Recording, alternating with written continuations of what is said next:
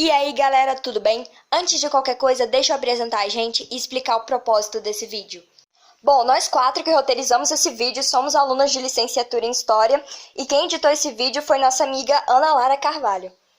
Então, foi proposto pra gente realizar uma ação em alguma rede social correlacionada à luta antirracista e a gente escolheu trazer um pouco de informação sobre como a economia tem sim uma relação com o racismo e mais especificamente a situação das empregadas domésticas que em grande parte são mulheres negras. Porém, cabe ressaltar aqui que nós não vamos nos aprofundar muito no tema, até porque a gente não é especialista nesse assunto. Somos alunas que pesquisaram e tiraram um certo entendimento disso. A gente até espera que essa abordagem inicial instigue vocês a adentrarem mais no assunto, que é uma discussão que é muito relevante para a nossa sociedade. Então, vamos lá começar. Só para vocês terem uma noção, segundo uma publicação do IBGE chamada Desigualdades Sociais por Cor ou Raça no Brasil, em 2018, ou seja, antes da pandemia, quanto à força de trabalho, a população preta ou parda ocupava 25,2% a mais que a população branca, porém, mesmo sendo a maioria em força de trabalho, essa população era aproximadamente 2/3 dos desocupados e subutilizados na força de trabalho. Além disso, a população branca ocupada teve, em média, um rendimento mensal de 73,9% superior ao da população preta ou parda. Além da população preta ou parda receber um salário menor, em 2018 ela compunha apenas 29,9% dos cargos gerenciais. Por fim, analisando esse gráfico, a gente pode ver em 2018 uma espécie de hierarquia de quem ganha mais, e quem está mais abaixo nessa hierarquia ganhando menos que todo mundo são as mulheres pretas ou pardas, que segundo esse gráfico ganharam 44,4% do que seria o salário dos homens brancos. Como a gente viu nesses dados e como Silvio Almeida coloca em seu livro Racismo Estrutural, falar sobre raça e economia é essencialmente falar sobre desigualdade. Então deixa eu jogar um fato aqui. Racismo e economia estão muito conectados. Mas como ocorre essa relação? Com a ajuda da análise de Silvio Almeida, a gente vê que existem duas posições diferentes sobre o racismo no debate econômico. A primeira é a que enxerga o racismo da economia como algo somente individual, comportamental, que se dá, por exemplo, quando alguém deixa de contratar uma pessoa negra por preconceito ou ignorância. Ou seja, para essa vertente de pensamento, o problema não estaria dentro do sistema econômico, seria algo mais individual e até sem sentido, porque evitaria que o empregador lucrasse, então seria uma falha de mercado. Já no segundo posicionamento, a gente resolveu explicar primeiro com uma representação, porque fica mais fácil de entender. Tá vendo esse castelo de cartas? Ele representa a nossa economia, que no caso é o capitalismo. E essa carta pintada representa o racismo. O que a gente quis explicitar com isso é que o racismo faz parte da estrutura do capitalismo. Ou seja, esse segundo posicionamento acredita que o racismo na economia é um problema sistêmico, algo institucionalizado e estruturado, que impacta na ação das pessoas. Ou seja, o racismo não acontece ali somente por ações individuais e comportamentais, mas é algo também constitutivo das relações de mercado, algo que foi normalizado.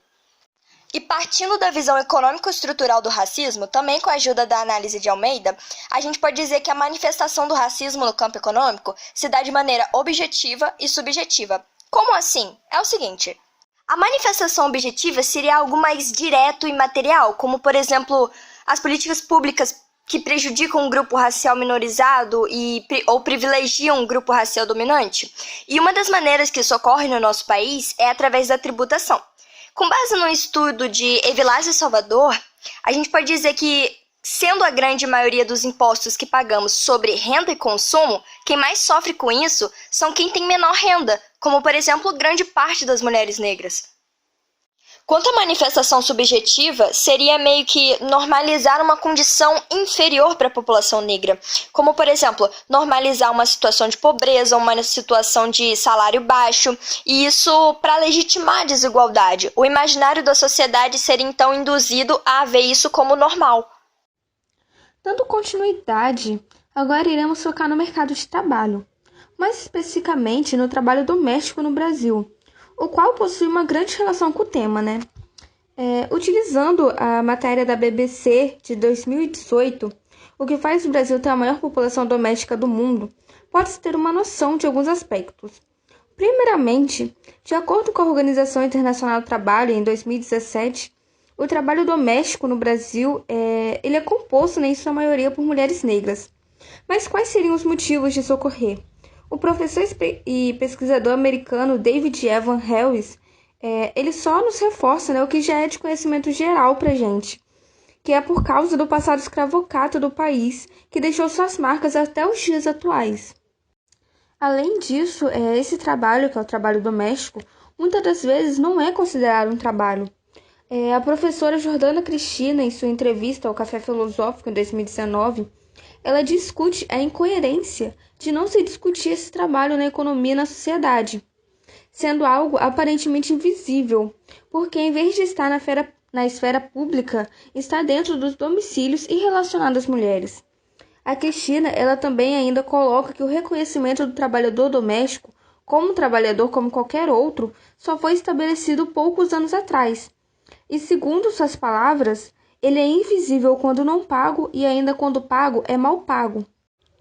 Além do passado escravocrata do nosso país, pode e deve ser citado também a sociedade que é extremamente patriarcal e machista, que leva com que a grande maioria dos trabalhadores domésticos eles sejam mulheres.